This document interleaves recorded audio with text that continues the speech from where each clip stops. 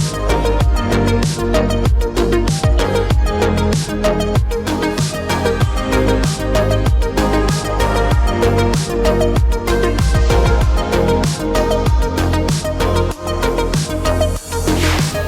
there, and welcome to a new edition of Vegas Valley H2O. This is a show all about water in the desert and how that water is delivered to homes and businesses all throughout southern Nevada safely and reliably, even during a federally declared water shortage, which we're facing right now. Coming up, we'll update you on that federal shortage declaration at Lake Mead, what's being done on a national level to protect the future of our water supply, and what we're asking you to do to play your part as drought becomes our new normal. Plus, did you know Las Vegas is a world leader when it comes to water recycling? We are, and it's critical we do it. We'll show you how this process works and how you play a part in it.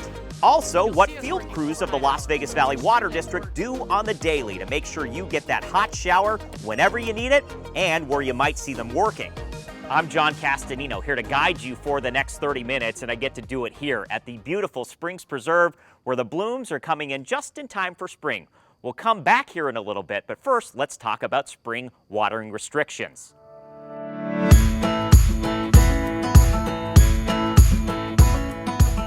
March 1st is an important time for sprinkler clocks all over the valley. It is the start of the spring watering season. In the months of March and April, you can water your landscape up to 3 days a week, complying with the mandatory seasonal watering restrictions. Doesn't mean you need to, though. Joining me now is Brian Nita with the Southern Nevada Water Authority. And Brian, you know all about this. We're in a federally declared water shortage. Southern Nevada getting 7 billion gallons of water less this year. It means we've got to do more with less water. Let's talk about these irrigation controllers and the role they play in countering this shortage. As you said, 7 billion gallons. Wow. Massive amount of water being cut. But it's also the same amount of water that we're wasting outdoors due to overwatering. Now, if the community complied with the law and changed their clocks each season, which is 4 times per year, we could recover that entire 7 billion gallons of water that is being federally cut. Huge thank you to those of you who do follow the mandatory seasonal watering restrictions and change your clock 4 times a year. You're doing your part to conserve water here in Southern Nevada. But Brian, there's people out there that insist they have to water their landscape every single day to keep it alive. Also, there's people out there that don't touch their clocks or they just set it and forget it. Why is this unwise? Well, the Southern Nevada Water Authority has done extensive research on landscapes within our community. And we know that landscapes can stay healthy and conserve water by following the seasonal guidelines. Overwatering in most cases is unnecessary and it's unhealthy for your landscape. In the springtime, you can water up to 3 days per week. What we suggest is that you start with 2 days and keep an eye on your landscape as the temperatures rise. You can always add days as needed. Remember, it's about saving water for the community, and you yourself are saving water as well. Yeah, absolutely. And it's scientists. Like, we have people just specifically dedicated to finding these numbers out and making sure we give the right numbers to the community. Absolutely. The watering schedule is just not something that we made up just out of space. It's something that's been researched, and we know that your landscape can thrive by following the seasonal guidelines. Brian, this is going to be a shock to a lot of folks, but 60%, and you know this number, 60% of our water use in Southern Nevada goes just to outdoor watering alone. Of course, we want to dial back the amount of grass throughout the valley. There's a new law that we're going to talk about, but if people see that their plants are stressed, of course, we encourage them to go ahead and water that, right? Absolutely. If you're seeing plants in your landscape that are stressed, what we encourage you to do is to hand water it. Instead of watering your whole landscape for 1 or 2 plants and wasting that water, just go ahead and grab your hose and hand water that one plant that looks stressed to help it kind of revive and get better. Okay, Brian, let's discuss grass now. People may like the look. It reminds them of back home in the Midwest or on the East Coast, but we are in Southern Nevada. We are in a desert. We have acres and acres of what we call non-functional turf out here in the community. Now you might be thinking to yourself, well, what's non-functional turf? Well, it's that stuff you see along streetscapes, within and around business parks, and within certain HOA communities. Now we have some 4,000 acres of this non-functional turf, and it uses about 10 billion gallons of water, which is a massive amount of water. Now currently, we're offering an incentive of $3 a square foot for anyone that wants to take out their grass and change it over to water-efficient desert landscaping. So now there is that new law that's in effect that requires the removal of all this useless grass by the end of the year 2026 to try and save those 10 billion gallons of water each and every year. So we encourage folks, go to snwa.com, start that process right now to get that rebate while it lasts. But let's be clear, Brian, this doesn't affect single-family homes, correct? Yes, you are correct. It does not affect single-family homes. The only people in the community it affects is people with non-functional turf. And non-functional turf, like I said earlier, is anything along streetscapes, within business parks, and in certain common HOA areas. It does not affect single-family homeowners. Brian, thanks for joining us and giving us a few more knowledge bombs about conservation here in Southern Nevada. Now we're going to transition and give you an update on that federal water shortage declaration. In 2022, Southern Nevada will see its water supply cut by 7 billion gallons, about 10% of our total allocation. To put it in perspective, that's more water than all the Strip resorts use in an entire year combined. 20 years of dwindling flows from the Colorado River due to a mega drought have caused Lake Mead to drop, forcing the first ever federal water shortage declaration and this mandatory cut. Today, we are faced with serious challenges. The good news, the Southern Nevada Water Authority has proactively prepared for this situation and has taken vital steps to protect our local water supply. A ban on non-functional grass and the construction of new infrastructure like the low lake level pumping station ensures the valley will continue to have reliable water service during the shortage and beyond. We can't meet these challenges alone.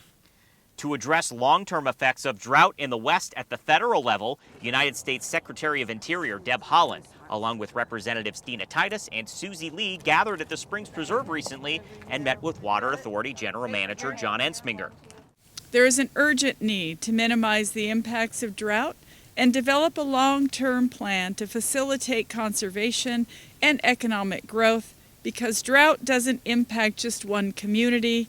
It affects all of us, from farmers and ranchers to city dwellers to tribes. Discussed was the new $1.2 trillion federal infrastructure bill, which has more than $8 billion dedicated to address water and drought in the West. Among the projects of benefit to our community is a wastewater recycling facility in Southern California that, once operational, will allow Nevadans to keep a larger share of water in Lake Mead. It's hundreds of millions of dollars to help Las Vegas and our partners on the Colorado River address the challenges of drought, climate change, and aridification in the West. It's a two-way process. You've got to have it vertically. That means every level of government has to work on it. And horizontally, that means it's got to be a regional approach. We all live this. We live the effects of climate crisis here in Southern Nevada. Lake Mead is at the lowest level it's been since it was built. Nevada is doing its job in this federal shortage situation, conserving and reducing outdoor watering. We must continue to do so and face the new reality that drought isn't a short-term situation, but a permanent way of life.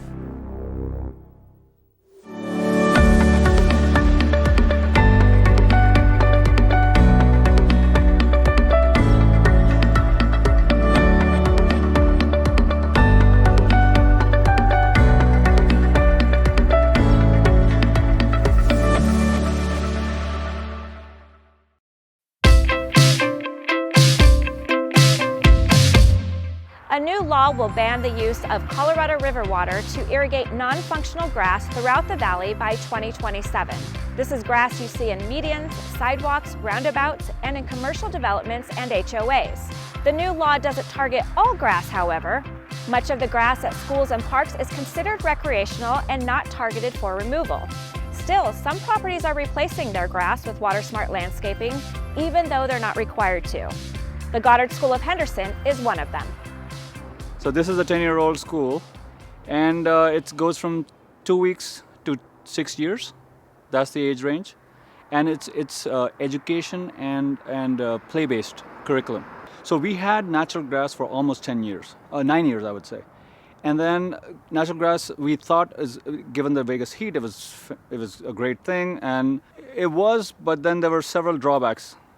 Owner Gagan Verma says the grass on the school's 2 playgrounds became worn out and patchy over time, creating an uneven ground for the children to play safely.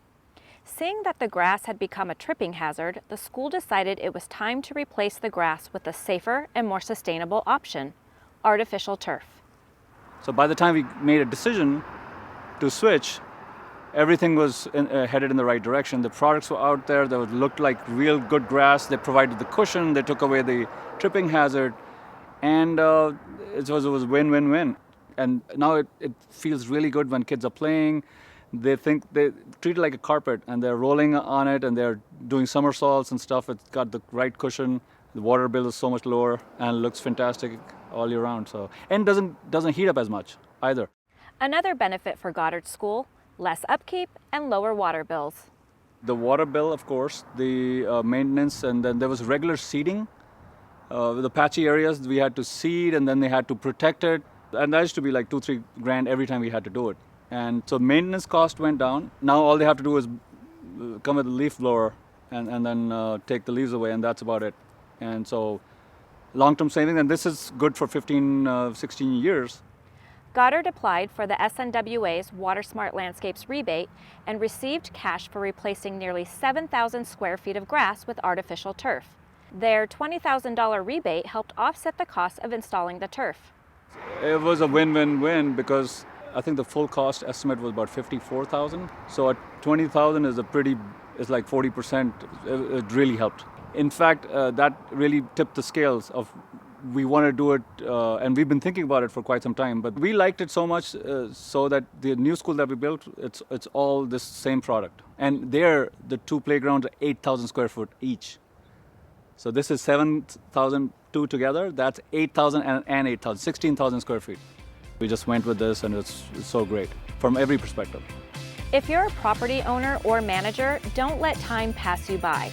Act now to get a cash incentive from the Southern Nevada Water Authority while it lasts. You can get up to $3 per square foot of grass replaced with Water Smart Landscaping. You can find program details at snwa.com.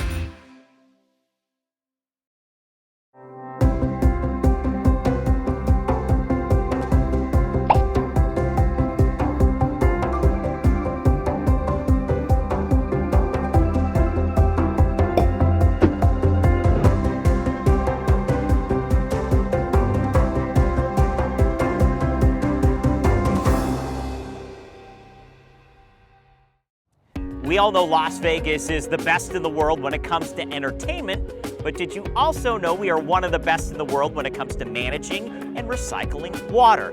Yes, it's true. Every drop of water that goes down a drain ends up with the folks here at the Clark County Water Reclamation District to be recycled and used again, adding critical gallons back into our water supply.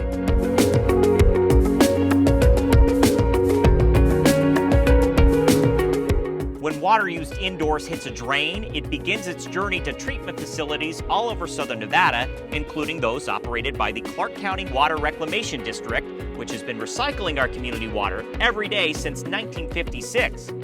Up until the 50s, it was a pretty hodgepodge piecemeal operation. The major resorts on the Strip, they would have their own private treatment facilities. So when the Clark County Water Reclamation District started, we were at the very end of Flamingo Road where we are today, but this was back in the 50s, so there was nothing out near our plant. And we started with one treatment tank, and now it's grown to the point where our current campus is larger than Disneyland. So as the valley has grown, we've been ahead of the curve, keeping up with preparations to make sure we can help our community thrive. Our role is ensuring that the water used by Las Vegas is recycled. So every drop of water that goes down an interior drain in unincorporated Clark County makes its way here to our plant, where it is treated and then returned to Lake Mead for community use. To the tune of over 100 million gallons of water each day, which is equivalent to 7,400 average-sized swimming pools. How critical are those gallons? What's especially exciting about the water we return to Lake Mead is for every gallon we return to the lake, the community is able to take another gallon out. So by playing our role in the water care cycle, we ensure there's that sustainable water supply for our community. Extended drought along the Colorado River has shrunk Lake Mead, forcing a federally declared water shortage for the first time, requiring reductions to our water supply even further. The technology and infrastructure of the Water Reclamation District, along with its nearly 400 employees, are more important than ever. Its treatment process involves an arsenal of tools which begins with physical removal and ends with ultraviolet light. The water is then sent to the Las Vegas Wash, where more natural filtration takes place before arriving at Lake Mead to be used again. So we know what we want in the drain, right? And that's water. But explain the things that we don't want going down the drain.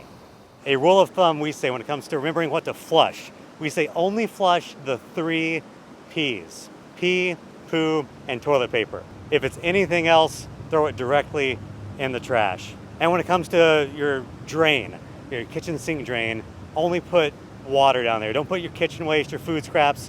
Yes, it's convenient, but again, that has to go somewhere, and it clogs up pipes that can cause big problems. Another common misconception is people think, oh, the packaging says flushable, therefore I can flush it. And that might technically be true in the sense that if you put golf balls in your toilet and flush them, they're flushable. They will go down, but they still have to go somewhere, and they can cause problems further down in the plumbing system or in our wastewater collection network.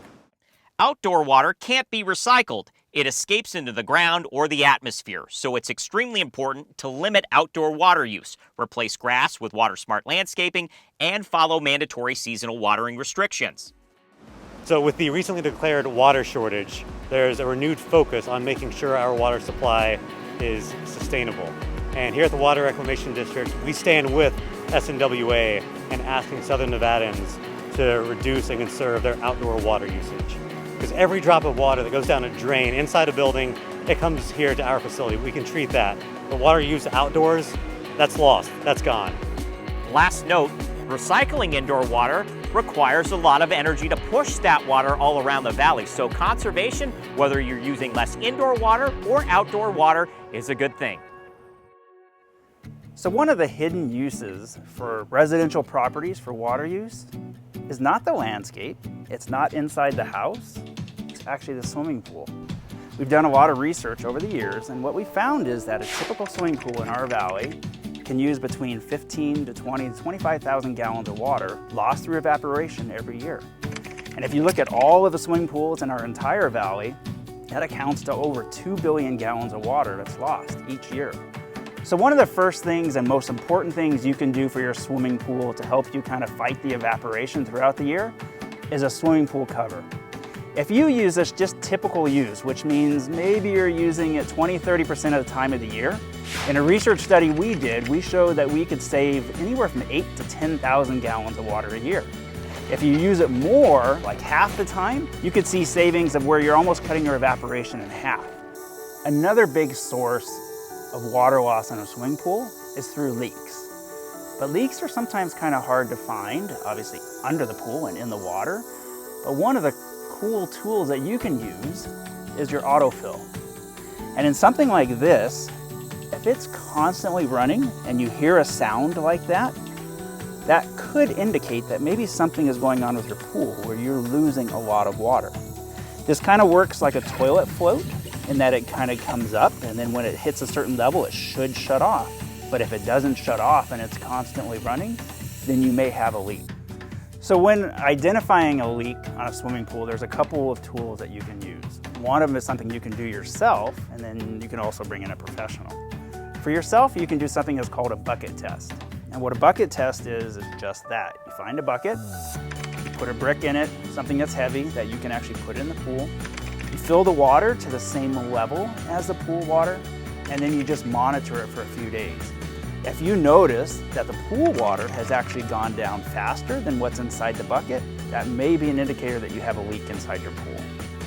But periodically, you have to drain the pool water, and because that's chemicals and you just have to have fresh water put into it.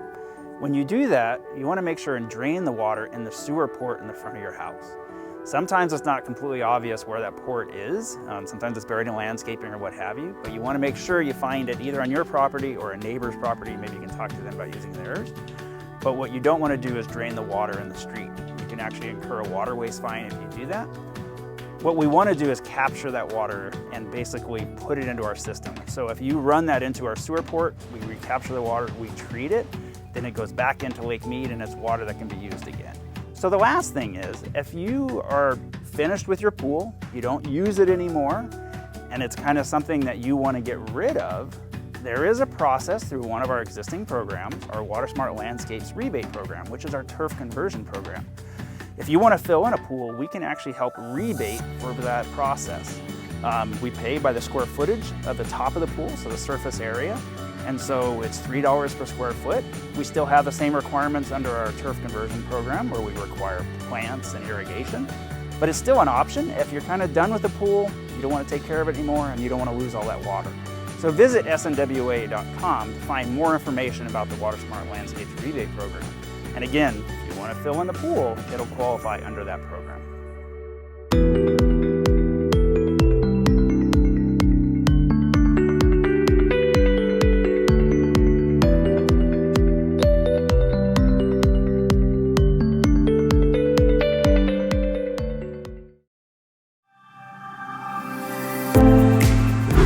There are many odd things around the Las Vegas Valley that we might call normal.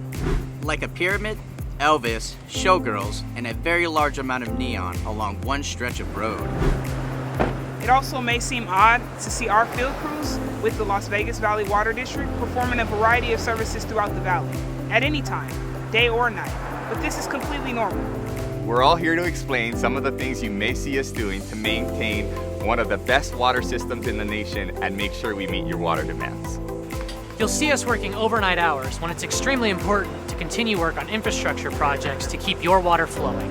We do this to minimize disruptions during the daytime when traffic can back up and be more of an inconvenience.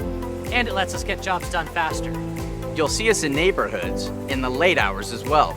It is likely that one of your neighbors has a water emergency that requires immediate attention. If you do spot our crews in your area, what you may see is flashing lights on our marked Water District vehicles, for safety reasons of course, and our crews, both men and women, will be uniformed. We'll never come to your home to deliver a bill or ask for payment, and we'll never ask to come inside. Unfortunately, imposters are out there, so if anyone attempts to do any of these in person, please contact us immediately to report them. If you see us working in your neighborhood and have a question, feel free to come on up to us. We're more than happy to communicate with you, as long as it's safe to do so. Please be mindful that our field crews can't answer questions about your bill while out in the field. But our customer care team is happy to do that for you. Thank you, and we're proud to serve the Las Vegas community. Do you believe that we send all of our water to California, or that casinos and resorts use an outsized portion of our water resources? Well, we are here today to talk to you about several myths related to water use in Southern Nevada. We want to set the record straight and give you the facts. It's time to tap the truth.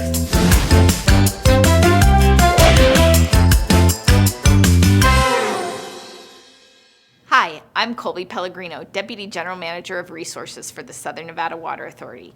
And our topic for this edition of Tap the Truth is, why isn't California taking any cuts with the federally declared water shortage at Lake Mead like we are?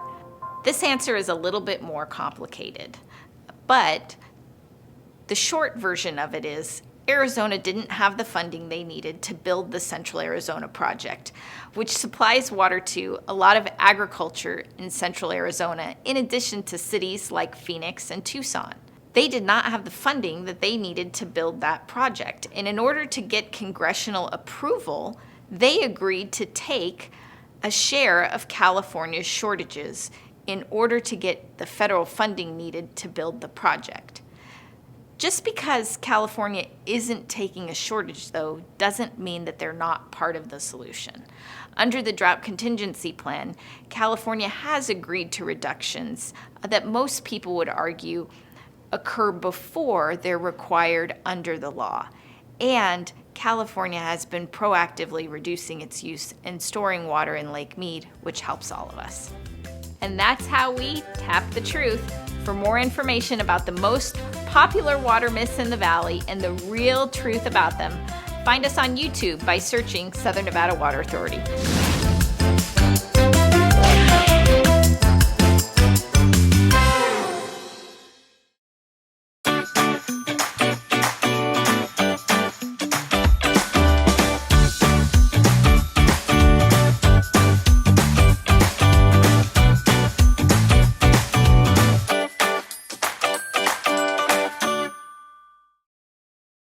Welcome to the Cats and Dogs exhibit, the Springs Preserve's newest traveling exhibit, which will be here at the Origin Museum through May 8th. Now this exhibit looks at the dogs and cats that we share our lives with and often share our homes with. So it looks at everything from the characteristics between the breeds, selective breeding, how you might get a cat with a longer coat or a dog with a shorter coat, and also some of the things that we think that dogs feel, some emotions they have, and how it is that we as human beings interact with them.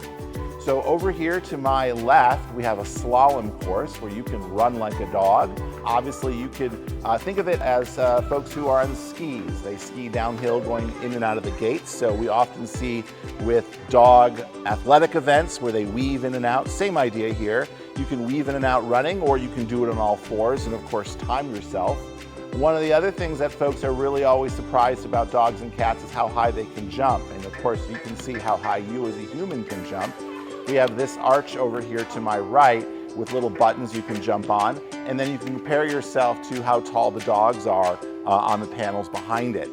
These informative, interpretive panels all around are actually trilingual. This particular exhibit was developed in Paris, France, and so all of the panels are in English, French, as well as Spanish. So there's really a way for folks to learn depending on what language it is that they speak.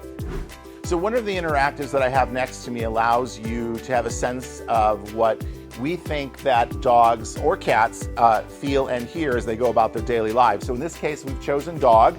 You could sit down, throw on the headphones, and get a sense of what it is that the dog hears. These little hand sensors here move as though the dog was feeling things on its paws, and also you can get a sense of what it is the dog would see with its blurry vision. One of the more interesting things that I think that we don't think about here in the United States is that people in other languages are going to talk the way that dogs, in this particular case, talk differently than we do. So we might say woof woof, ruff ruff. Other countries, and you can certainly play with this interactive, might say wah wah, or so other term that doesn't sound like what a dog sounds, but in their language it makes sense to them. And that really gets to the fact that dogs and cats are found worldwide, and we as humans have learned to interact with them depending on where we are. It's similar, but yet always a little bit different. So come and check out the exhibit. We hope to see you soon here at the Springs Preserve.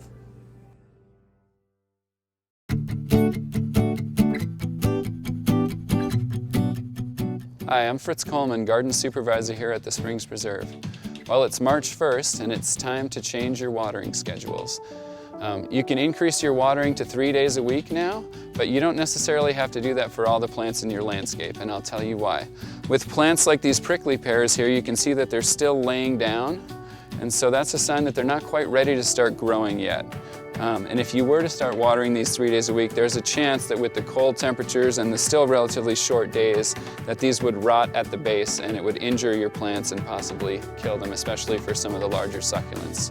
So in regards to your other non-succulent plants, you don't just need to run out and change your clock to 3 days a week. Take a close look at your plants and kind of determine how much water those plants actually need. And so for example, if you have a plant that's in bloom like this honeysuckle is, that would definitely appreciate more water as it gets warm, and that will extend your flowering period and give you a lot more enjoyment out of your plants. But if your plants have not resumed growth, maybe hold back a little bit and just monitor them. So wait a week or two and then you can increase the watering if necessary. And if you have any questions about your watering schedule or how much water particular plants need, please visit snwa.com. That's it for this edition of Vegas Valley H2O. I want to leave you with one last note about conservation. It is critical right now, and you may be at home thinking, well, I don't take any baths and I turn off the water when I brush my teeth or wash my hands, and that's great, but indoor conservation is different than outdoor conservation, and we need you to be focused on outdoor conservation right now. Indoor water we can recycle, as we showed you earlier. Outdoor water, once we use it, it's lost. So we want you to focus that next time maybe you're driving home and you see that big patch of grass, as you pull into your driveway, think about changing that to desert-friendly landscaping. We'd appreciate it, and thanks for being water smart.